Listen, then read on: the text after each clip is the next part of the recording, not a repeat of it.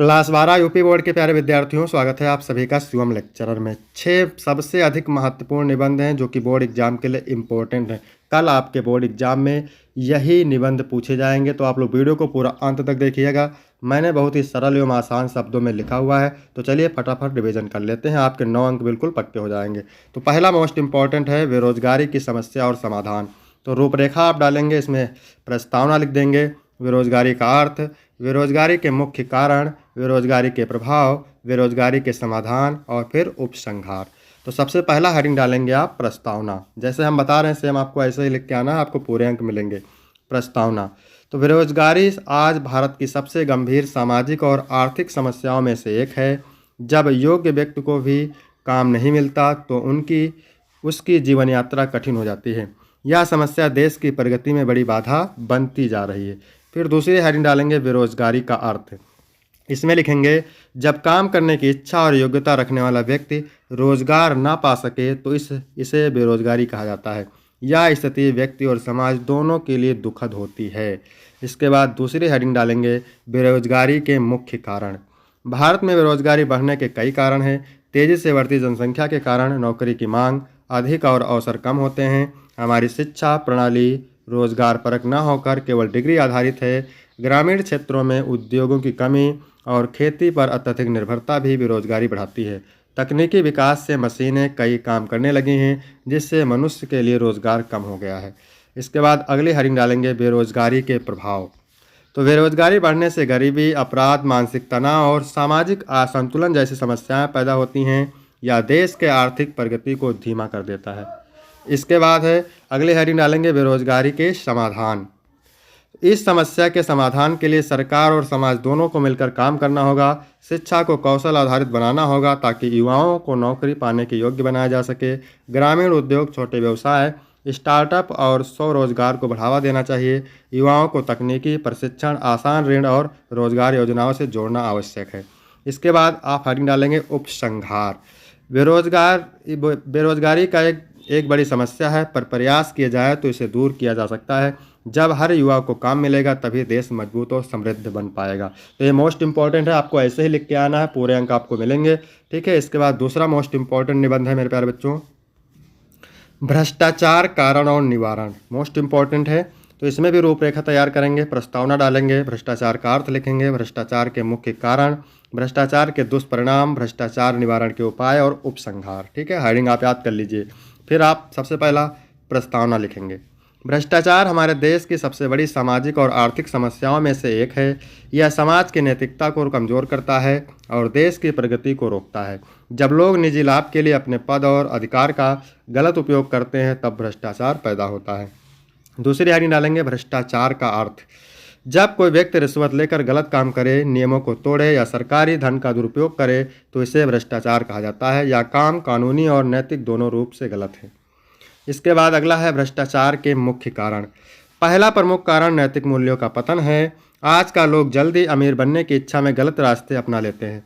इसके अलावा सरकारी कार्यों में जटिल प्रक्रिया, फाइलों का देर से चलना और सही निगरानी की कमी भी भ्रष्टाचार बढ़ाती है। कम वेतन वाले कर्मचारी कई बार रिश्वत लेने लगते हैं। राजनीति में धन बल का प्रयोग, चुनाव में काला धन और प्रशासनिक कमजोरी भी इसके बड़े कारण हैं। इसके बाद है भ्रष्टाचार के दुष्परिणाम। भ्रष्टाचार से देश की विकास योजनाएं समय पर पूरी नहीं हो पाती। अस्पतालों, स्कूलों और सड़कों जैसी सुविधाओं में कमी रह जाती है। जनता का सरकार और कानून पर विश्वास घट जाता है। आर्थिक असमानता बढ़ती है और गरीब लोगों को छोटे छोटे कामों के लिए भी रिश्वत देनी पड़ती है। अगला हेडिंग है भ्रष्टाचार निवारण के उपाय। तो इसमें लिखेंगे भ्रष्टाचार रोकने के लिए सख्त कानून और पारदर्शिता बहुत जरूरी है। सरकारी कामकाज में तकनीकी का उपयोग बढ़ाया जाना चाहिए ताकि फाइलों और भुगतान का काम ऑनलाइन हो और बीच के बिचौलिए खत्म हो। शिक्षा में नैतिक मूल्यों को बढ़ावा देना चाहिए। रिश्वत लेने वालों पर कठोर दंड देना चाहिए। जनता को भी जागरूक होकर भ्रष्टाचार का विरोध करना चाहिए। सूचना का अधिकार, आरटीआई और शिकायत पोर्टल जैसे साधन बहुत उपयोगी हैं। इसके बाद हेडिंग डालेंगे उपसंहार। भ्रष्टाचार एक गंभीर समस्या है, परंतु सामूहिक प्रयासों से इसे कम किया जा सकता है। यदि सरकार, समाज और नागरिक मिलकर ईमानदारी अपनाएं तो देश तेजी से प्रगति कर सकता है और एक स्वच्छ, मजबूत और विकसित भारत का निर्माण संभव है। निबंध है आतंकवाद कारण एवं निवारण। रूपरेखा में लिखेंगे प्रस्तावना, आतंकवाद का अर्थ, आतंकवाद के प्रमुख कारण, आतंकवाद के निवारण के उपाय, फिर उपसंहार। फिर पहले हेडिंग डालेंगे यहाँ पर प्रस्तावना। तो प्रस्तावना में लिखेंगे आधुनिक समय में आतंकवाद विश्व की सबसे बड़ी खतरनाक समस्याओं में से एक है। यह समाज में भय और असुरक्षा की भावना पैदा करता है। आतंकवाद के कारण देश की शांति, विकास और जनता का जीवन प्रभावित होता है। दूसरा है आतंकवाद का अर्थ। तो इसमें लिखेंगे हिंसा, धमकी, बम विस्फोट, हत्या, डर फैलाकर अपने उद्देश्यों को प्राप्त करना ही आतंकवाद कहलाता है। इसके पीछे अक्सर संगठित समूह या बाहरी शक्तियाँ होती हैं। इसके बाद तीसरी हेडिंग डालेंगे आतंकवाद के प्रमुख कारण। तो इसमें लिखेंगे आतंकवाद बढ़ने के कई कारण हैं। इससे बड़ा कारण है अशिक्षा और जागरूकता की कमी। जब व्यक्ति सही मार्गदर्शन से दूर रहता है तो वह गलत विचारधाराओं में फंस जाता है। गरीबी और बेरोजगारी भी लोगों को हिंसा के रास्ते पर ले जाती हैं। इसके साथ ही धार्मिक कट्टरता, राजनीतिक स्वार्थ, सीमा विवाद तथा विदेशी सहायता भी आतंकवाद को बढ़ावा देते हैं। कई बार युवाओं को बहकाकर आतंकवादी संगठनों में शामिल कर लिया जाता है। इसके बाद है आतंकवाद के निवारण के उपाय। तो इसमें लिखेंगे आतंकवाद को रोकने के लिए शिक्षा को मजबूत करना आवश्यक है ताकि लोग गलत विचारों से बच सकें। रोजगार के अधिक अवसर उपलब्ध कराकर युवाओं को सही दिशा दी जा सकती है। धार्मिक सद्भाव तथा सामाजिक एकता को बढ़ावा देना जरूरी है। सुरक्षा तंत्र को मजबूत बनाकर आतंकवादी संगठनों पर कठोर कार्रवाई करनी चाहिए। सीमा सुरक्षा को सुदृढ़ करना और हथियारों की आपूर्ति रोकना भी आवश्यक है। साथ ही अंतर्राष्ट्रीय स्तर पर सभी देशों को मिलकर आतंकवाद के विरुद्ध एकजुट होना चाहिए। इसके बाद हेडिंग डालेंगे उपसंहार। तो अंत में कहा जा सकता है कि आतंकवाद एक गंभीर चुनौती है, लेकिन सरकार, समाज और नागरिक मिलकर प्रयास करें तो इसे समाप्त किया जा सकता है। शांति, प्रेम और शिक्षा ही आतंकवाद के विरुद्ध सबसे बड़े हथियार हैं। फिर अगला मोस्ट इम्पॉर्टेंट निबंध है स्वदेश प्रेम। तो यहाँ पर रूपरेखा डालेंगे। इसमें लिखेंगे प्रस्तावना, स्वदेश प्रेम का अर्थ, स्वदेश प्रेम का महत्व, स्वदेश प्रेम के मुख्य रूप, राष्ट्र निर्माण में स्वदेश प्रेम की भूमिका, फिर और उपसंहार। फिर सबसे पहले हेडिंग डालेंगे प्रस्तावना। स्वदेश प्रेम मनुष्य के हृदय में उत्पन्न वह पवित्र भावना है जो उसे अपने देश, संस्कृति, इतिहास और लोगों के प्रति समर्पित बनाती है। यह भावना किसी भी राष्ट्र की शक्ति और एकता का आधार होती है। दूसरी हेडिंग है स्वदेश प्रेम का अर्थ। इसमें लिखेंगे स्वदेश प्रेम का अर्थ है देश को अपनी मातृभूमि स्वदेश प्रेम का अर्थ है देश को अपनी मातृभूमि मानकर उसकी रक्षा, सम्मान और उन्नति के लिए निष्ठापूर्वक काम करना। यह केवल भावनात्मक जुड़ाव नहीं बल्कि कर्तव्य और जिम्मेदारी भी है। इसके बाद तीसरी हेडिंग है स्वदेश प्रेम का महत्व। इसमें लिखेंगे स्वदेश प्रेम नागरिकों में त्याग, साहस और देशभक्ति की भावना उत्पन्न करता है। महात्मा गांधी, भगत सिंह, चंद्रशेखर आज़ाद आदि महान स्वतंत्रता सेनानियों ने इसी भावना से प्रेरित होकर देश के लिए बलिदान दिया। स्वदेश प्रेम से राष्ट्र एकजुट होता है और विकास की दिशा में आगे बढ़ता है। इसके बाद चौथी हेडिंग डालेंगे स्वदेश प्रेम के मुख्य रूप। स्वदेश प्रेम केवल युद्ध लड़ने तक सीमित नहीं है। राष्ट्र के कानूनों का पालन करना, स्वच्छता रखना, पर्यावरण की रक्षा करना, शिक्षा प्राप्त कर समाज का विकास करना भी इसकी अभिव्यक्ति है। जैसे देसी उत्पादों का उपयोग, राष्ट्रीय धरोहर का सम्मान और समाज में सद्भाव बनाए रखना भी स्वदेश प्रेम के सरल रूप हैं। पांचवी हेडिंग है राष्ट्र निर्माण में स्वदेश प्रेम की क्या भूमिका है, ये बताना है आपको। तो जब नागरिक अपने कर्तव्यों को ईमानदारी से निभाते हैं तब देश प्रगति करता है। स्वदेश प्रेम व्यक्ति को देश हित को सर्वोपरि रखने की प्रेरणा देता है, जिससे राष्ट्र मजबूत बनता है। इसके बाद छठी हेडिंग है उपसंहार। स्वदेश प्रेम प्रत्येक नागरिक का सर्वोच्च कर्तव्य है। यदि हम सभी देश के प्रति निष्ठावान रहें और उसके विकास में योगदान दें तो हमारा राष्ट्र सशक्त और मजबूत बनेगा। ठीक है। विद्यार्थी जीवन में अनुशासन का महत्व, ठीक है, इसको जरूर तैयार करके जाइएगा, मोस्ट इम्पॉर्टेंट है। तो सबसे पहले आप रूपरेखा डालेंगे। इसमें लिखेंगे प्रस्तावना, अनुशासन का अर्थ, अनुशासन का महत्व, फिर विद्यार्थी जीवन में अनुशासन की आवश्यकता और अनुशासन के लाभ। छठी हेडिंग डालेंगे उपसंहार। तो सेम आपको ऐसे ही लिखना है। पहली हेडिंग डालेंगे प्रस्तावना। इसमें लिखेंगे विद्यार्थी जीवन मनुष्य के जीवन का सबसे महत्वपूर्ण समय होता है। इसी अवस्था में बच्चे सीखते हैं कि क्या सही है और क्या गलत है। अच्छे संस्कारों, आदतों और चरित्र निर्माण का यही सही समय होता है। इन सभी गुणों में अनुशासन सबसे आवश्यक गुण है। अनुशासन से विद्यार्थी का जीवन व्यवस्थित रहता है और वह अपने लक्ष्य की ओर आगे बढ़ पाता है। फिर इसके बाद दूसरी हेडिंग है अनुशासन का अर्थ। इसमें लिखेंगे अनुशासन का अर्थ, है नियमों का पालन करना, समय पर काम करना और अपने व्यवहार को नियंत्रित रखना। अनुशासन हमें सिखाता है कि जीवन में हर काम सही समय और सही ढंग से किया जाना चाहिए। यह हमें आलस्य, अव्यवस्था और भ्रम से दूर रखता है। तीसरी हेडिंग है अनुशासन का अर्थ। इसमें लिखेंगे विद्यार्थी जीवन में अनुशासन का महत्व बहुत अधिक है, क्योंकि यह चरित्र निर्माण, शैक्षणिक सफलता और भविष्य के लिए आवश्यक है।